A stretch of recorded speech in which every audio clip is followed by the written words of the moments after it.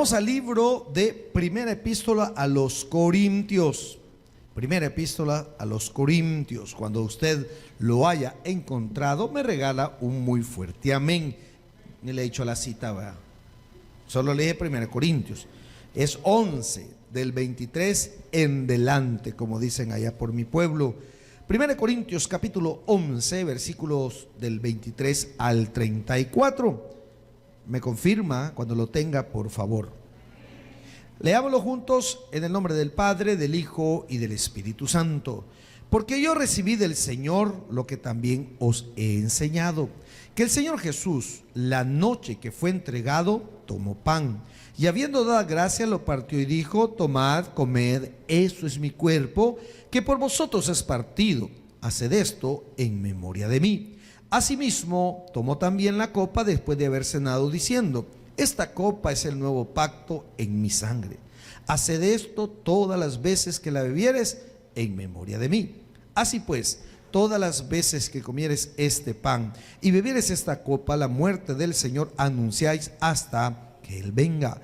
De manera que cualquiera que comiera este pan o bebiera esta copa del Señor indignamente, será culpado del cuerpo y de la sangre del Señor. Por tanto, pruébese cada uno a sí mismo y coma así del pan y beba de la copa. Porque el que come y bebe indignamente sin discernir el cuerpo del Señor, juicio come y bebe para sí. Por lo cual hay muchos enfermos y debilitados entre vosotros y muchos duermen. Si pues nos examinásemos a nosotros mismos, no seríamos juzgados. Mas siendo juzgados, somos castigados por el Señor, para que no seamos condenados con el mundo. Así que, hermanos míos, cuando os reunís a comer, esperaos unos a otros. Si alguno tuviere hambre, coma en su casa, para que no os reunáis para juicio. Las demás cosas las pondré en orden cuando yo fuere. Padre, en el nombre poderoso de Jesús, quiero pedirte que el Espíritu Santo sea quien me guíe en esta hora. Pido que cuanto diga y haga glorifique tu nombre. Oro por los hermanos que están aquí de forma presencial y aquellos que están conectados a través del internet. Oramos, Dios, que podamos aprender más y más de tu palabra, que el Espíritu Santo nos guíe para poder fortalecer y tener esa convicción que Jesucristo es el único dador de vida. Gracias, Padre, gracias, Hijo, gracias, Espíritu Santo. Amén y amén. Tomemos nuestros asientos, mis amados hermanos. Amados, la semana anterior que Dios nos permitió estar, hablábamos de aquellos abusos que se daban en la cena del Señor. Yo le explicaba a usted que la cena del Señor se celebraba, es decir, realmente lo que sucedió fue que en la semana donde Jesús iba a ser crucificado, era la semana de la Pascua. Y yo les recordaba a usted que la Pascua es el hecho del pueblo judío que, recuerdan, hermanos, la salida de Egipto, dejar de ser esclavos. Entonces el pueblo judío cada tiempo celebra, cada año celebra la Pascua. Es decir, ellos recuerdan aquel acto donde todo un pueblo fue liberado por un faraón, donde ellos tuvieron que preparar comida, preparar un pan sin levadura, porque para que el pan pueda elevarse, puede hacerse así como lo conocemos nosotros a través de la levadura, pasa un tiempo y ellos no tenían tiempo porque tenían que salir de madrugada. Entonces esa es la Pascua. Cuando Jesús en la semana mayor es arrestado, antes de ser arrestado, él celebra su última Pascua. Ahora, Jesús es nuestra Pascua. Él es el que nos pasa de la esclavitud de la carne, de la esclavitud del pecado, por ende de la condenación eterna. Él ahora es nuestra Pascua. Entonces Jesús, cuando celebra esa última cena, instituye la cena del Señor. Ahora, el pueblo creyente, el pueblo cristiano, el pueblo que se convierte a Cristo y lo reconoce como su Señor y Salvador, nosotros no estamos recordando la salida de Egipto. Jesús dice: ahora yo soy su libertad. Jesús es nuestra Pascua, por ende Él es el que da la libertad, nos da la salvación y la vida eterna. Ahora, miramos que en estas cosas de la cena habían ciertos abusos. Yo le expliqué a usted que como muchos se convirtieron al cristianismo, judíos, Habían griegos, habían romanos, habían persas, había una cantidad de gente, y a esto le llamamos gentiles, ¿sí o no? ¿Cuáles son los gentiles? Todo aquel que no es judío, que no es judío. Claro, ahora nosotros somos gentiles, gentiles convertidos a Cristo. Amén, hermanos. Nosotros no somos judíos. Un paréntesis: cuando usted ve a personas o pastores que aparecen con el kipá y el menorá, pues es una representación, pero nosotros no somos judíos, hermano. Nosotros no debemos de andar con un kipá o con el ¿cómo se llama? Se me escapa el nombre. El talid. Gracias, hermana. Entonces, pastor, porque digo, porque algunos pastores quieren verse tan espirituales, ¿verdad? Yo lo he utilizado, en mi graduación lo exige. Amén, no tiene nada de malo. Lo he utilizado un par de veces aquí. ¿Cuándo? Cuando hacemos un domingo judío, para explicarle a usted el talid, el manto y todo eso. Pero realmente como pueblo gentil no estamos obligados a hacerlo. Tampoco es malo, hermano. Esto cae como aquel tema que acabamos de ver, ¿se acuerda? El del velo. Si algún pastor lo quiere usar, está bien. El problema es cuando ya estos pastores empiezan a judaizar las costumbres judías. Estamos en la gracia, hermano. Entonces está bien por aquel pastor que lo quiera usar, y la gente dice el Eterno, el Elión, amén, es el nombre de Dios. Pero normalmente cuando un pastor le dice el Eterno, él quiere oírse un poquito más espiritual, un poquito más teológico, pero es lo mismo. Pero bueno, cierro el paréntesis. Ahora, ¿qué pasaba en el abuso de la cena del Señor? Sucedía que ellos venían de un abolengo donde tenían una religión politeísta, y sus reuniones no eran como las reuniones nuestras. ¿Cuáles? Normalmente nosotros nos reunimos para cantar alabanza, ¿sí o no? Y para escuchar palabra. Hay oración, hay ministración. Normalmente ellos, sus celebraciones paganas, nosotros cuando decimos pagano se oye como ofensivo, ¿verdad? Como peyorativamente, como que estamos ofendiendo. Pero la palabra pagana significa que no eran convertidos al cristianismo. Un pagano era aquel que celebraba normal, pero ellos hacían sus fiestas a sus dioses, eran bacanales, eran orgías, eran bebidas, eran comilonas. De hecho, muchos griegos y romanos que cuidaban su figura, los griegos se cuidaban mucho. Yo tengo un familiar que es marino mercante, de los que andan en los barcos, que andan trasladando mercadería, pasan 6 meses en un puerto, otros meses, y él me comentaba de que él trabajaba en un barco griego, pero que los griegos actuales, estoy hablando de los griegos actuales, son altamente engreídos. Primero porque tienen cultura. Ellos, imagínense de dónde vienen los griegos. Usted sabe eso, el perfil griego, dice. ¿Cuál es el perfil griego? No es que la nariz está torcida, no, o sea, es un estándar, digamos, un modelo. Ay, tiene una naricita perfil griego, dice la señora, vea. Y mira el suyo y dice, ay, no, este de perico tiene. Pero bueno, entonces me decía que los griegos son muy elevados, muy creídos, que ellos no quieren aprender a hablar inglés porque ellos tienen su propio lenguaje. Entonces ellos, imagínense a esta altura, imagínense en los tiempos de Jesús, en los tiempos que Pablo está hablando, ellos se cuidaban mucho su figura, de modo tal que ellos comían, pero era normal, y hasta tenían lugares donde ellos iban y expulsaban la comida, se generaban el vómito para cuidar su imagen. Entonces, ¿qué sucedía? Cuando ellos se convertían a Cristo y hacían la cena del Señor, ellos creían que era lo mismo. Básicamente solo se habían cambiado de llamarse cristianos, pero con las mismas costumbres. A esto se le llama sincretismo.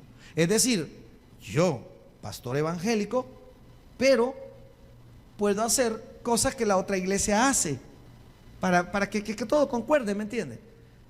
No sé si usted lo ha visto, hay iglesias donde se unen, y no es que sea malo, hermano, porque uno dice, ¿qué de malo puede tener que un católico, un evangélico, un testigo de Jehová, un mormón, que otro? Un ateo, se unan, no tiene nada de malo. Pero yo no puedo interferir en la doctrina del católico ni en mi doctrina. Yo no puedo aceptar una doctrina mormona que me dice que el libro del mormón está arriba que la Biblia. Yo no puedo aceptar la doctrina de los testigos de Jehová que me dicen que Jesús no es Dios. ¿Se acuerda que leí 3 textos bíblicos bien marcados? Entonces, si yo ya voy, no, para no estar en pleito con pues vamos a hacer una. De hecho, hay una iglesia que es una iglesia, se me fue el nombre, se me fue, pero esta iglesia, ella reúne todas las doctrinas, todos cabemos aquí. Entonces, a eso se llama sincretismo. Entonces, ¿qué sucedía con estos? Ellos llevaban sus costumbres paganas a la iglesia. Y la Santa del Señor, la Cena del Señor, era para recordar el sacrificio que Jesús había hecho en la cruz. Pero ellos se reunían y empezaban a comer como lo hacían en los otros cultos. O sea, realmente no había cambiado mayor cosa. ¿Y qué sucedía? Algo peor, que los pobres, recuerde que habían gente rica, y déjeme decirle que en los tiempos que Pablo está hablando, en los tiempos de Corinto, estaba bien marcada las clases sociales. De hecho, nosotros tenemos marcadas las clases sociales, ¿sí o no? Hay una ley, entiendo yo que ya fue aprobada, donde a usted no le pueden no deberían ni preguntarle si usted primero dónde vive, qué zona es, aunque se pregunta, es lógico, le pidan la dirección y todo, pero no debería ser un motivo de darle, no, usted viene, no quiero mencionar ningún municipio porque no quiero caer en esto, pero si usted dice, mire, yo soy de tal municipio, no, de esa gente no contratamos porque ahí todos son malos. Usted me entiende qué quiere decir por malos, ¿verdad? Entonces, esa parte estaba bien marcada con ellos. De modo tal que los que tenían dinero se reunían solo con los de dinero. Los que tenían más o menos posibilidades con sus posibilidades. Y los pobres quedaban relegados. Los pobres, ¿cuáles eran los pobres? Algunos eran siervos. ¿Qué significa la palabra siervo? Esclavos. Donde ellos se convertían a Cristo, se convertía el jefe, pero había una marcación donde tú eres siervo y aquí somos hermanos en Cristo, pero yo no me meto con vos porque tú eres de un nivel más bajo. Pasaba que ellos, los ricos, llegaban, servían su comida porque eran comilonas como las comidas de traje, ¿verdad? Todos apoyaban, pero el rico no le compartía al pobre. Estoy hablando dentro de la iglesia, hermano. Y entonces los ricos comían ellos y los pobres a nantío alcanzaba. Y bebían licor y vino porque es algo tradicional, es una costumbre de ellos, pero hasta embriagarse. De modo tal que la celebración que era para recordar algo tan importante como el sacrificio de Jesús en la cruz, se volvía algo mundano, algo terrenal, algo material. Entonces Pablo dice, señores, eso no es así. Eso no debe ser así, porque hay discriminación. Si quiere leámoslo aquí rapidito para entrar ya al tema de ahora. Dice, dice en el 21, porque al comer, en el 11:21, porque al comer cada uno se adelanta a tomar su propia cena. Es decir, ni siquiera lo hacían en orden, hermano. Porque iban a recordar, era un recordatorio de lo que Jesús había hecho. Entonces, deberían de esperarse todos, ¿sí o no? Fíjese que yo vi una familia, por ejemplo, una familia que visitamos, hoy que tuvimos la oportunidad de viajar, son 3, 4 personas. La esposa empezaba a servir. Lo habitual, no sé si usted lo hace, pero la esposa sirve y los demás no tanto esperan. Tenemos hambre, oren ustedes después. Y después se sienta la señora. Pues ellos no. Le empezaron a servir a mi esposa, me sirvieron a mí, creo que andaba Samuelito con nosotros, le sirvieron a Samuel y a mí la tripa me chillaba, hermano. Y le sirven al otro y yo nunca decía vamos a orar, vea. Ya vamos a orar, vea. Y yo esperando que me dijeran, pastor, ore usted, nada, hermano. Y yo, un hambre. Y yo decía, se me enfría la comida, hermano. Y dice, pastor, vamos a esperar a mi esposa. Ah, vaya. Pero como ella tapa todas las ollas como algunas de ustedes, ¿verdad? Es bien ordenada, se va a tardar su poquito. No, mi hermano, yo estaba que me llevaba el hambre, ¿verdad? Entonces, es algo tan solemne, o no sé, por lo general nosotros sí lo hacemos cuando es diciembre, por decir. El 24 nadie come hasta que oremos, ya a sacarse el gran ñango que uno tiene, ¿verdad? Ellos no hacían eso. Deberían de comer juntos, orar y recordar. Ellos, cada quien comía, era un relajo. Entonces Pablo dice, Señor, miren lo que dice aquí. Cuando pues os reunís vosotros, esto no es comer en el Señor, en el 20. Porque al comer cada uno se adelanta a tomar su propia cena. Y uno tiene hambre y otro se embriaga. Pues, ¿qué no tenéis casas en que comáis y bebáis, o menospreciáis la iglesia de Dios. Es decir, no le están dando el valor que significa el recordatorio en la Santa Cena. Eso les estaba diciendo. Y voy a irme un poquito más y lo voy a aplicar a nuestra iglesia. Me pasa, y yo se lo digo a los diáconos. Por cierto, necesito los líderes que no se olviden la lista de los diáconos. Vamos a ordenar diáconos. 13 años y nunca hemos ordenado diáconos. Pero, ¿qué sucede, amado? Sucede que la gente viene, estamos sirviendo Santa Cena, y yo le voy a explicar esto para cuando usted venga y haya Santa Cena. Si usted viene y ya están repartiendo el pan, no se me quede parado, lo hemos visto. Usted no hizo la lectura bíblica. Acá nos dice Pablo que debemos de ponernos a cuentas con Dios. Entonces le damos un tiempo. ¿Se ha fijado que le damos un tiempo? Le dice, hermano, póngase de acuerdo con Dios, pida perdón sus faltas. Y la gente viene corriendo, Santa Cena, y se queda parada. Y le piden y agarran galleta. Si no oyó la explicación, si no se puso cuentas con Dios, yo vengo tarde, ¿qué hago? Me siento. Es más, nos ha pasado algo todavía más grave y lo hemos visto con los... Ha venido gente que ya se repartió el pan. Empezamos a repartir el vino y vienen a la hora del vino y agarran el vino. Bueno, no es vino, señores, no es vino, es agua de uva. ¿Ve? Para los que digan, ahí da un vino en la calle, ahí en el taber de YouTube, te poró tantos bolos. No, hermano, no. Por eso el Ministerio Pan de Vida les multiplica. No, es mentira. ¿Ve? Mire, hermano, ¿qué debería hacer la gente que viene? Si ya repartimos el pan, ya no puede participar. ¿O no? Ya no debe de participar. Yo veo, ya repartieron el pan, yo no escuché nada, yo me siento, pero nos ha pasado. Y un día le dije a mi esposa como encargada de esto, mira, no le den, mira, me dijo, ahí salió un hermano molesto. Ah, yo quiero, dijo. ¿Qué es eso? No darle el valor de lo que representa lo que estamos haciendo. Y eso estaba diciendo Pablo. Señores, ustedes no valoran lo que es la Santa Cena. Ustedes llegan a hacer un relajo, pues.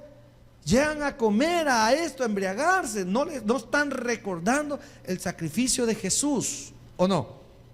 Eso está reclamando. Ahora, sigamos leyendo. Luego dice, pues no tenéis casa en que comáis y bebáis, o menospreciáis la iglesia de Dios y avergonzáis a los que no tienen nada. ¿Qué os diré? Dice, os alabaré. En esto no os alabo, dice Pablo. Ahora, lo que nos atañe esta noche. Pablo dice, porque yo recibí del Señor lo que también os he enseñado, que el Señor Jesús la noche que fue entregado, ¿qué dice? Ahora, una pregunta, hermano. Y yo me la hice hoy que estaba estudiando esto. Y les soy honesto, nunca me había hecho esta pregunta. A pesar que, ¿cuántos? 13 años de estar celebrando Santa Cena, 21 años de participar en la Santa Cena. ¿Quién está hablando en Corintios, hermano? Claro, el Espíritu Santo, pero ¿a través de quién? Pablo. Pregunto yo, ¿Pablo anduvo con Jesús? ¿Estuvo con él?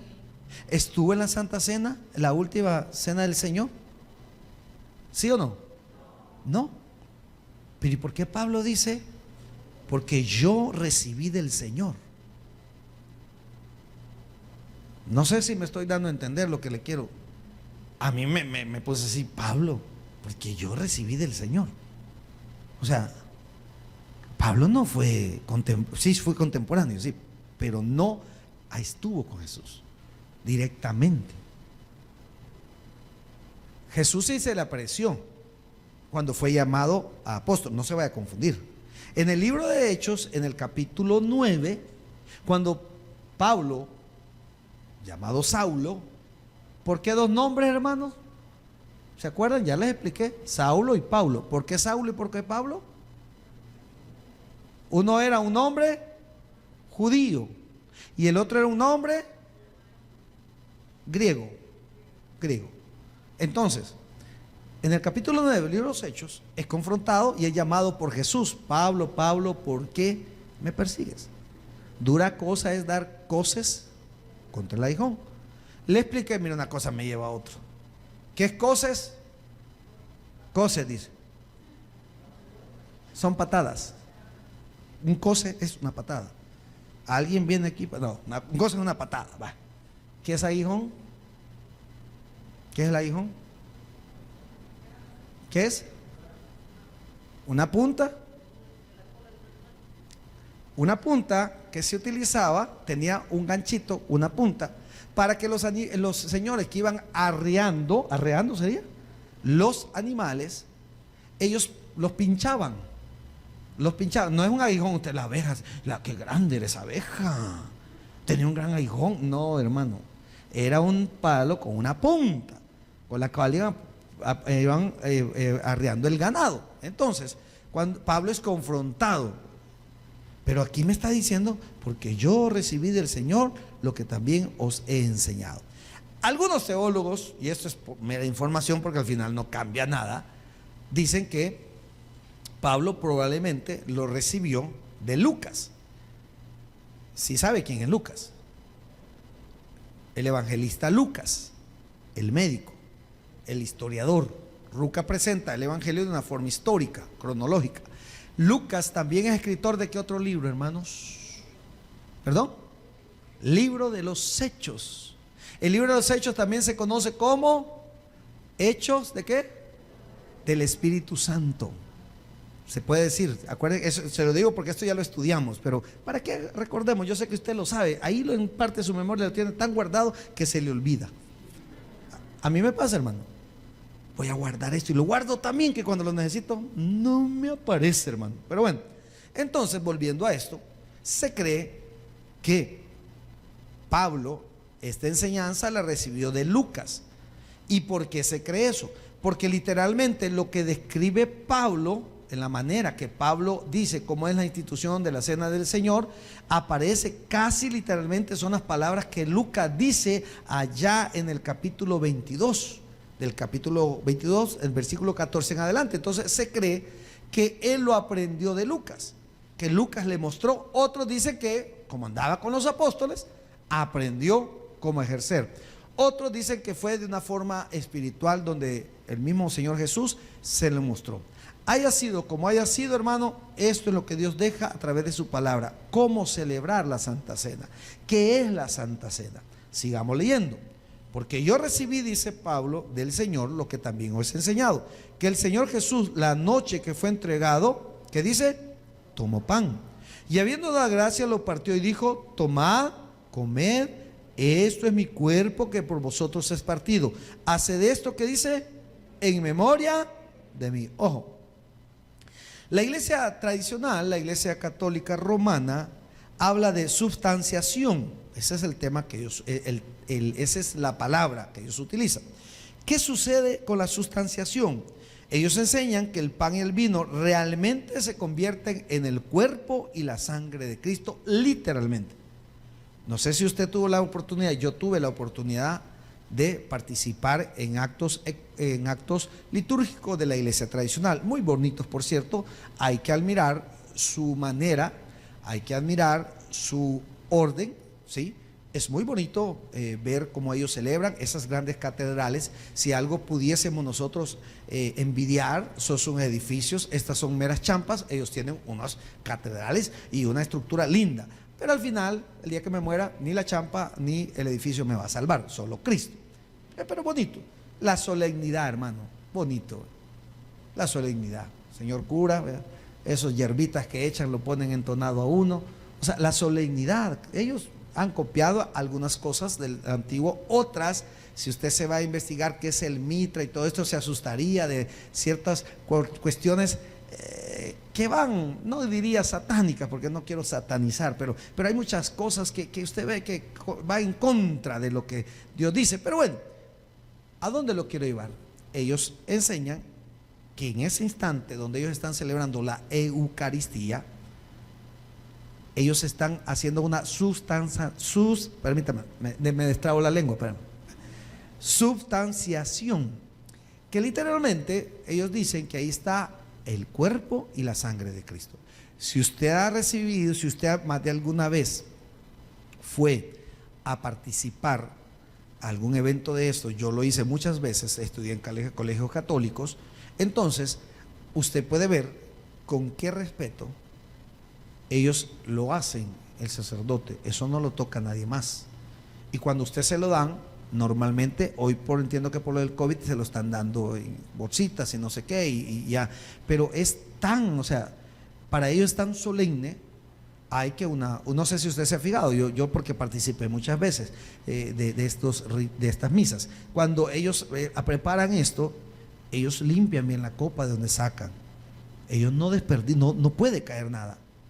Después de haber invocado, ¿verdad? Antes es un mero pedacito de, ni siquiera de pan, es algo que ellos preparan, una masa que las monjitas, como unas obleas, ¿verdad? Donde ellas preparan. Pero eso cualquiera lo puede agarrar, no hay problema. Pero después que el sacerdote hace toda la oración y todo eso, entonces es un pecado, no sé si venial o mortal, no quisiera, pero es un pecado, es una falta grave que usted juegue con una hostia, porque ellos creen que literalmente ahí está Cristo, su cuerpo y el vino de igual manera. Fíjese bien, usted verá como ellos limpian bien las copas. Ellos, ¿por qué? Porque ellos no pueden. Es más, cuando el sacerdote está, cuando un monaguillo, siempre le ponen un plato abajo. ¿Por qué? Para que no caiga nada, y por si se le zafa al sacerdote o al feligrés, no vaya a caer al piso. Porque para ellos. Y mire, hermano, yo lo estoy diciendo con mucho respeto, porque yo no me estoy burlando, estoy enseñándole. Porque no nada me sirve venir a hacer mofa de algo si yo vengo de ahí, y bendito sea Dios que la palabra dice: conoceráis la verdad y la verdad os hará libre. Así que el día que usted lo invite a un acto de esto y tenga que estar, no se vaya a poner esto ridículo, va. No, el ridículo es usted que no ha aprendido a respetar, ¿verdad? Entonces tenemos que saber que esa es su creencia. Ahora, Martín Lutero sostuvo la idea ya no de la sustanciación, sino de la consubstanciación. El pan y el vino permanecen como pan y como vino, pero por fe se vuelve el cuerpo de Cristo básicamente lo mismo, no se alejó mucho. O sea, él dice: no es Cristo, no es el cuerpo, no es la sangre, pero por fe yo creo que puede ser. O sea, él no se alejó mucho. La doctrina de Lutero no se alejó mucho de la sustanciación, porque él solo sí no es el cuerpo, pero creo que a lo mejor sí, ¿verdad? Esas fueron declaraciones de Martín Lutero, usted lo puede buscar. Calvino, otro de los reformadores teólogos, enseñó que la presencia de Jesús en el pan y el vino era real, pero solo de forma espiritual, no física. O sea, sí está ahí Jesús, sí está ahí la sangre, el cuerpo de Jesús, sí está ahí la sangre de Jesús, pero esto no es material, como los católicos creen. Esto solo es de una forma espiritual. Zwinglio, que es otro teólogo alemán, enseñó que el pan y el vino son meramente símbolos que representan el cuerpo y la sangre. Ahora, si lo vemos desde ese punto de vista, debemos de entender algo. Usted dirá: pastor, ¿y entonces cuál es la posición correcta? Deberíamos de irnos a la Biblia. Bíblicamente, hermano, el cuerpo y la sangre de Cristo no son un mero símbolo, porque ahí es como es un simbolismo. No solo es un símbolo. ¿Qué cree usted que es? ¿Por qué dije bíblicamente? Porque está en la Biblia. No, ¿qué es un dogma, hermanos? Estamos en un miércoles de estudio bíblico, creo que es importante aprender esto. ¿Qué es un dogma? ¿Perdón? Algo que se repite. ¿Alguien más? ¿Quiénes utilizan? ¿Perdón? Una verdad irrefutable, pero ¿base a quién? ¿Científica? No. Un dogma de fe. Estamos hablando de fe. Un dogma de fe.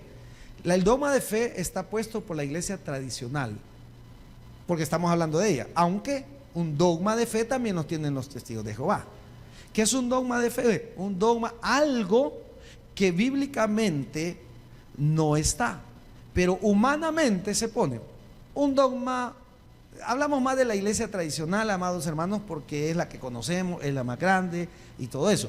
Pero la iglesia tradicional tiene varios dogmas de fe. Por ejemplo, tal vez no me quiero meter porque más de algún hermano católico o familiares míos o que son católicos se pueden sentir incómodos, pero por ejemplo, la iglesia tradicional tiene un dogma de fe donde los niños traen un pecado original. Todos lo traemos, ¿sí o no? Pero que al bautizarlo, ese pecado se lo quita. ¿Quién quita el pecado, hermano? pero deben de creerlo. Y si usted no ha sido bautizado chiquito, por eso ha sido jugado por el diablo. ¿O no nos decían nuestros padres así? Este no fue bautizado chiquito, por eso es tremendo ¿verdad? Nos hicieron creer que para quitarnos el pecado nos tenían que bautizar. Ojo, hay otro que es también delicado, que es la ascensión, ¿sí? Ascensión de María. Literalmente, se lo resumo, la Virgen, dicen ellos, no murió, sino que subió viva al cielo, ¿sí? Esos son dogmas de fe. Donde aparece aquí, no aparece. Entonces, un dogma de fe es algo dado por los hombres, pero bíblicamente, y le pueden buscar algún texto o algo, pero tenemos que tener cuidado. Entonces, bíblicamente, podemos entender que el pan y el vino no son simples símbolos, son poderosas ilustraciones para tomar parte de la mesa del Señor. Es decir, es un recordatorio que Jesús es nuestra Pascua. La Santa Cena, cuando lo celebramos, estamos recordando el sacrificio de Jesús que hizo en la cruz. El sacrificio que Él hizo en la cruz. Ahora, la iglesia cristiana primitiva no iba a celebrar la Pascua porque habían sido liberados de Egipto. Ahora iban a celebrar en honor y en recordatorio del sacrificio que Jesús ha hecho en la cruz. De modo tal que cuando celebramos la cena del Señor, estamos recordando su sacrificio. Y no solo eso, mire qué más dice aquí, nos lleva a un evento escatológico. Asimismo, dice, tomó el 25, tomó también la copa después de haber cenado diciendo, esta copa es el nuevo pacto en mi sangre. Haced esto todas las veces que la bebieres en memoria de mí. Es decir, en un recordatorio que no se nos puede olvidar que Jesús es nuestro Redentor. Así pues, dice, todas las veces que comieres este pan y bebieres esta copa, la muerte del Señor anunciáis hasta que Él venga. Pablo les dice, señores, esta es la manera de celebrarlo. Pero ojo, antes les había dicho que estaban haciendo un relajo, no estaban haciendo correctamente. Y luego les dice en el versículo 27, de manera, dice, les da una advertencia, que cualquiera que comiera este pan o bebiera esta copa del Señor indignamente, dice, será culpado del cuerpo y de la sangre. ¿A qué se refiere indignamente? ¿A qué se refiere, hermano? Ayúdenme un poquito a pensar. Ya no me da el ayote. Ayúdenme. ¿A qué cree? Por ahí vamos. No han sido bautizados. Bueno, podría ser. Pero si nos vamos a los hechos de lo que estamos viendo aquí, ¿qué estaba pasando en la cena del Señor? ¿Qué hacían? Un gran relajo. No daban la solemnidad, ¿sí o no? ¿No le ha pasado a usted que cuando usted va a un evento solemne y hay gente que habla? Hay niños que lloran y la novia decir que se llama el novio, el bichito pega un gran grito. Usted vea que siente mal cuando hay algo solemne y se atraviesa el firulay en medio y levanta la pata y usted dice, tan solemne que estaba esto. Pues de eso se trata, hermano. Usted solemnemente, la señora casarse, la boda bien bonito y pasa plátano, ¿cómo el otro? La papa. Ay, hermano, le arruinó el video y era algo tan solemne usted. Pues de eso está hablando aquí. Pablo dice, señores, ustedes se reúnen, pero no se reúnen con ese corazón de disposición para Dios y decir, gracias Jesús porque entregaste tu vida por nosotros, sino que se reúnen a comer. ¿Y vos qué trajiste? Yo traje pupusas. ¿De qué trajiste? Yo de arroz. No, yo de queso quiero. Pues dame una chicharrón. Pero yo traje pizza y la mía es hot. O sea, ellos no se enfrascaban en lo verdaderamente importante. Amén, hermanos. Ellos se enfrascaban en las comidas, en las comilonas, a beber, a hablar. Y esto nos debería enseñar un poquito a nosotros. Cuando venimos a la iglesia nos deberíamos de enfrascar, adorar, alabar y glorificar el nombre de Dios. Si queremos platicar, allá afuera podemos platicar, hermano. Yo no tengo nada en contra que usted platique. A mí me encanta platicar. Hablo hasta por los codos, hermano. Pero hay lugares donde no lo debemos de hacer. Amén, hermanos. Vaya, ya los veo serios los hermanos. Pero terminamos, hermano. Miren lo que dice. Le dije que era una advertencia a la que Pablo está diciendo. De manera que cualquiera que comiera este pan o bebiera esta copa del Señor indignamente, es decir, no valora lo que realmente significa, será culpado del cuerpo y la sangre del Señor. Por tanto, dice lo que decía nuestra hermana Marta, pruébese cada uno a sí mismo y coma así del pan y beba de la copa. Es decir, cada vez que venimos decimos, Señor, y normalmente decimos, hermanos, vamos a dar un tiempo prudencial, y yo me callo, después lo guío.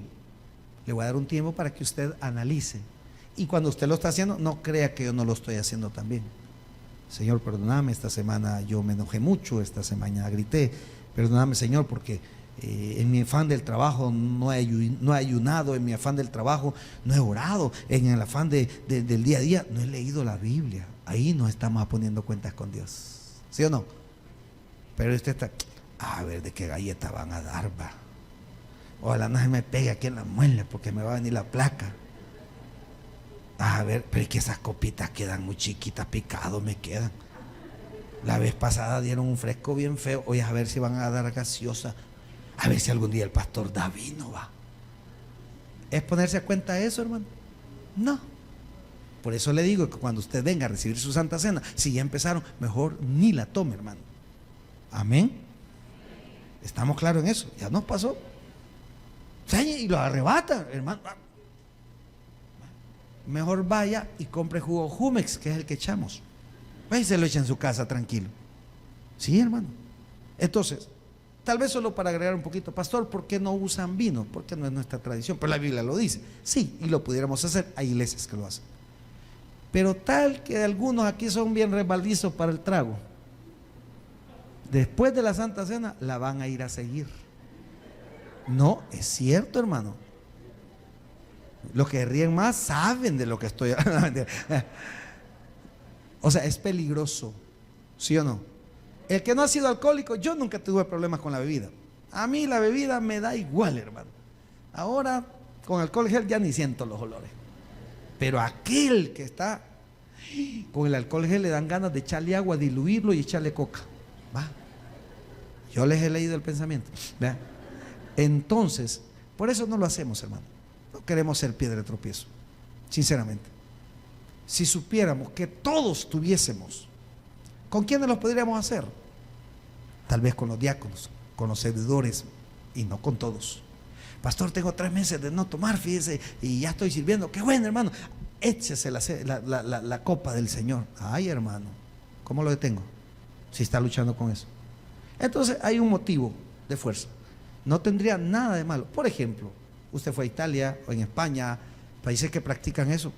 Es normal para ellos, pero aquí para la gente que tiene el problema en el alcoholismo, tampoco queremos nosotros ser parte de esto. Entonces, por eso, si usted me dice, pastor, yo soy maduro, sírvame la del estribo, ya me dijo que no, porque ya sé que hasta el hablado tiene de bolo, ¿verdad?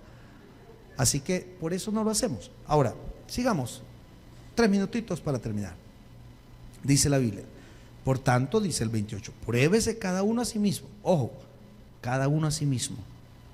Yo no sé cómo ese hombre toma Santa Cena, si es un sinvergüenza. Si esa mujer ahí donde la ve, en el tiempo que Dios nos permite ponernos a cuenta nosotros, ¿qué estamos haciendo? Viendo la paja del otro sin ver nuestra vida. Entonces al final estamos recibiendo la Santa Cena de forma indigna. ¿Se da cuenta? Tal vez eso no lo explico a la hora que estamos celebrando la Santa Cena porque ya es el proceso, pero hoy se da bien para explicar eso. Entonces usted puede venir enojado y incómodo y ahí en el partido del hermano y la mujer está ahí, y se sentó, pero se arrepintió y dice, Señor, perdóname. He tenido personas que me dicen, pastor, yo no participo en la Santa Cena nunca porque yo sé que soy indigno para recibir eso. Si todos somos indignos, quien nos vuelve digno es Cristo Jesús por su sangre preciosa. Entonces, para eso nos da el tiempo. Pruébese cada uno a sí mismo. Señor, esta semana sí me disparé, perdóname de corazón. Arrepentidos y convertidos, decía Juan. Él vino a predicar el evangelio del arrepentimiento, un llamado al arrepentimiento. Ahora, luego dice, en el versículo 29, porque el que come y bebe indignamente, dice, sin discernir el cuerpo del Señor, juicio come y bebe, dice, bebe indignamente sin discernir el cuerpo del Señor. Es decir, Discernir, ¿qué es, hermano? Pensar. Señor, entender que hace 2000 años este sacrificio que tú hiciste en la cruz, donde tú pagaste un precio, donde a ti te latigaron, te golpearon, te maltrataron, te escupieron, te pusieron una corona de espinas por mis pecados. Eso es discernir, pensar el sufrimiento de Jesús en la cruz. Ahí estamos diciendo, es valorar. Usted dice, no, yo voy a cuidar, por ejemplo, a nuestros hijos. Mamá le regala a papá un celular. Discernir es, cuida eso, ¿sí o no? Porque dice, pucha, que mi papá, mi mamá, con qué esfuerzo me compraron este teléfono. Por poner un teléfono que lo, digamos, puede ser unos lentes, por ejemplo. El bicho con los lentes, los tira, los deja tirados, se sienta sobre ellos. Yo sé qué pasa, hermanos. Se les caen los botas, les dan un estuche. Les dice, hay un trapito, mójelo. Usted como que es con lija, lo pasa. ¿Ve? No está discerniendo el valor de esos lentes. Entonces, es una burda comparación, pero usted dice, Señor, yo estoy discerniendo cuán grande es tu sacrificio por amor a mí. ¿Qué estamos haciendo ahí? Dándole el valor al sacrificio de Jesús en la cruz. Y lo dice aquí, porque el que come y bebe indignamente sin discernir, es decir, lo que Jesús hizo por nosotros, juicio y come y bebe para sí. Por lo cual hay muchos enfermos y debilitados entre vosotros y muchos duermen. Amado, si Dios nos da vida, vamos a continuar con este estudio. Ya hoy ya no me da más el tiempo para explicarle. Vamos a ver qué se refiere. Le quiero pedir que el próximo miércoles no vaya a faltar. El otro miércoles vamos a tener un tema escatológico. No vamos a seguir con esto, no, lo va a dar mi esposa. Y usted, me han invitado a un tabernáculo y no pude decir que no. Así que estará mi esposa con un mega tema escatológico. Y el siguiente miércoles le prometo que le hago un pequeño resumen para que terminemos este capítulo tan importante, pero tan importante, que a usted y a mí nos debe de impactar, porque nos recuerda el amor de Cristo en la cruz del Calvario. Démosle un fuerte aplauso al Señor, mis amados hermanos. El predicador ha terminado su mensaje. Acepta a Jesucristo hoy como tu único y suficiente Salvador personal. Ora conmigo de la siguiente manera: Señor Jesús, yo te recibo hoy como mi único y suficiente Salvador personal. Creo que eres Dios y que resucitaste al tercer día. Me arrepiento, soy pecador. Perdóname, Señor. Gracias, Padre, por enviar a tu Hijo a morir por mí. Gracias, Jesús, por salvar mi alma hoy. En tu nombre he orado. Amén. Bienvenido a la familia de Dios. Congrégate con nosotros. Estamos ubicados en Final 29 Avenida Norte, número 2931, Ayutuxtepeque. Tabernáculo Bíblico Bautista, Amigo de Israel, Ayutuxtepeque. A cualquier situación, Jesús es la solución.